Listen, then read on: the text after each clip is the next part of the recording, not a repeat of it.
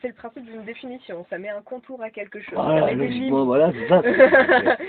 Une définition, c'est limiter quelque chose dans son existence.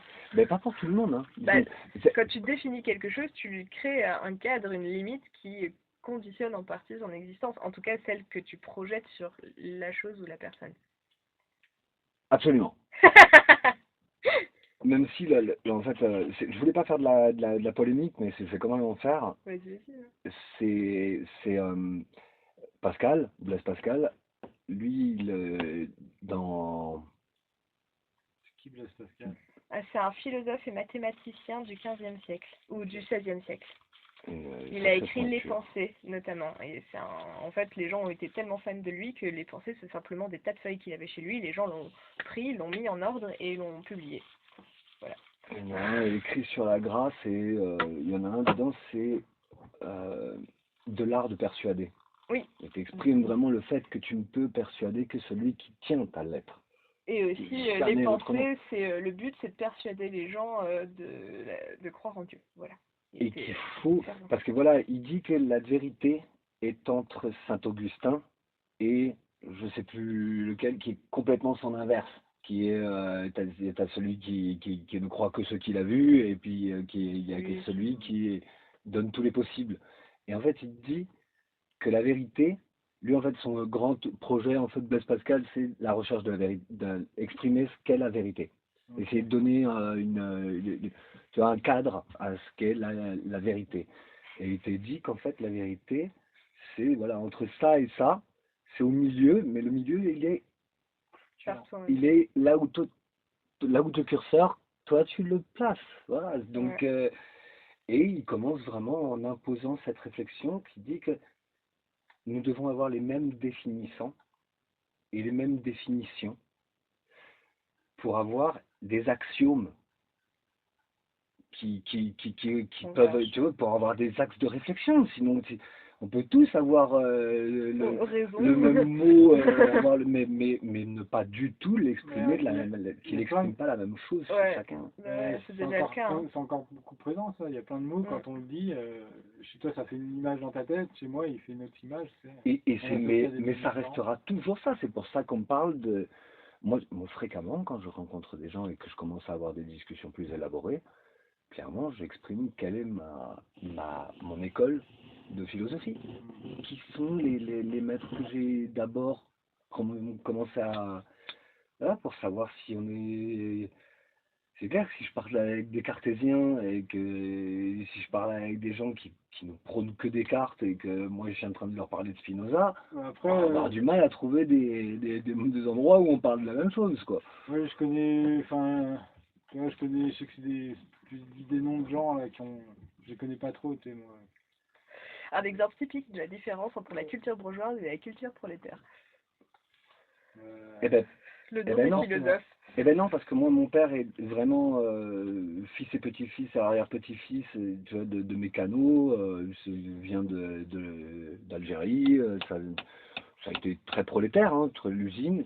Et ma mère, service à la personne, hein, je veux dire, après avoir servi des assiettes, elle a nettoyé des culs et voilà quoi, je veux dire, j'ai pas une éducation bourgeoise, même si, si, mon père bossait comme un cinglé à un point tel qu'au final, à un moment, on vivait dans un manoir.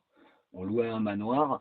Mon père louait le manoir à des parigots juste à côté de notre maison, qu'il a fait de ses mains avec son père et son frère, tu vois. Mais ils l'ont fait, tu vois, partie d'une ruine. Mais juste ouais, c'est Mon père a fait pareil. Parce que, ouais. Mon père faisait pareil. Il s'achetait des grosses bagnoles, des trucs de gros bourges, quoi, tu sais. Ouais. Alors que, t'es peintre en bâtiment, mec. C'est ça.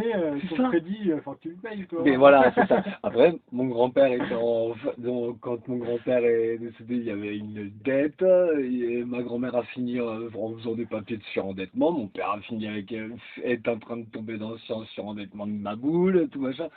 Bien sûr, voilà, effectivement, c'était une course à pas trop voir que le trou est profond, quoi. Une petite pelletée, ça va passer. Après, toute la société, elle fait en sorte que le modèle bourgeois, ce soit le truc à atteindre. Alors, tous les prolos, ils veulent atteindre le modèle bourgeois en travaillant. C'est ce qui est complètement con. Bah, c'est un rêve qui a été tellement propagé dans les esprits avec toutes les pubs, toutes les films, toute cette propagande finalement, que forcément, ça. T'imagines, moi par exemple, Cendrillon, c'était l'un de mes films préférés étant gosse. Et genre, quand je vois aujourd'hui à quel point c'est de la merde, en fait, il faut que je déconstruise tout ce sur quoi j'ai construit, tu vois. J'ai été construite sur le fait qu'être une fille, c'est être belle et dépendre d'un homme, qu'il fallait que je trouve un homme pour toute la vie, pour que ma vie soit épanouie, et que je sois asservie à lui. Voilà. Genre, t'imagines la déconstruction qu'il faut faire, genre, pour passer d'asservissement à en fait, j'ai le droit de faire ce que je veux. C'est méga effrayant parce qu'il y a plein d'insécurités, mais c'est tellement plus satisfaisant. Mais c'est toute cette inconnue qui fait que c'est effrayant. Et du coup, vu que c'est effrayant, parfois rester dans la croyance dans laquelle on a toujours été, c'est plus simple, c'est plus confortable, c'est rassurant. C'est vraiment nos états différents d'être quand on a le doigt dessus, on peut pas le voir, on voit jamais ce qu'on a fait. Il faut enlever le doigt pour pouvoir voir. Alors des fois, quand on pointe les problèmes, c'est bien de pouvoir enlever le doigt. J'arrive très mal à ça. J'arrive très mal à ça. Je suis souvent dans l'implication. J'ai eu une très courte période où j'avais un soma chakra ouvert total et où j'étais vraiment canal et où je pouvais donner permanément, que tout le monde me disait mais arrête, mais comment tu fais, tu vas crever, arrête de donner tout le temps. Non, mais au contraire, plus je donne, plus il me tombe sur la gueule. Mais ça a été qu'un court laps de temps parce qu'en réalité, très rapidement. C'est pas ton énergie à toi, tu prends l'énergie du grand tout pour la donner aux autres. Du coup, ça peut marcher le temps que ton canal est ouvert, mais si t'es pas concentré en permanence là-dessus et dans une discipline de faire, forcément ça s'arrête parce que c'est pas quelque chose de d'inné. C'est quelque chose qu'on apprend et qu'on travaille. C'est pas quelque chose on oublie ça. Tu sais, à l'école, on oublie ce ressenti. Si c'est inné, est-ce que ça peut pas faire partie de croyances? Ton ressenti est vrai, véritable et véridique. Tout ce que tu ressens est ta vérité. Elle est indiscutable. Partons sur cette base. Ok. De toute façon, tu le ressens. On peut pas dire non, tu ne ressens pas ça, puisque tu le ressens. Oui. Ce serait, j'ai pas envie de dire mauvais parce que j'aime pas dire bien et bon, mais ce serait carrément présomptueux de dire qu'on peut savoir qu'est-ce que tu ressens. Mais oui. Tellement. On peut se faire une idée assez floue, t'es en colère, t'es en machin, mais... Ouais, on peut essayer de comprendre. Ce que ça fait dans ton corps... on peut essayer d'avoir de l'empathie, mais on peut pas se mettre à ta place. Enfin, c'est pas physiquement possible en tout cas. Mais ouais, le senti est vrai, véridique et indiscutable. Je le dis dans mon livre. Je vous ai dit que j'ai écrit un livre. C'est passé par... Books on Demand. Je le publie pas pour moi, je le publie pour montrer un petit peu, regardez, je fais des trucs, arrêtez de croire que je fais rien. Encore récemment, on a parlé de l'utilité de ma vie dans les commentaires YouTube, pas de ma vidéo, mais d'une autre vidéo.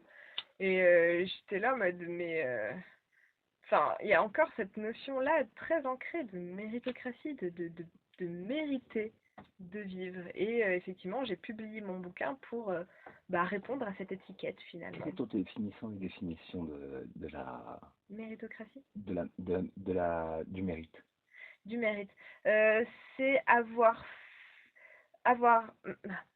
mérité quelque chose. Parce que je peux te le faire, ça, c'est le truc de la langue des oiseaux, tu sais, la manière de faire, de passer dans l'esprit de quelqu'un quelque chose en passant par un méandre que t'as pas mis la clé, tu sais, de venir instiller le truc là.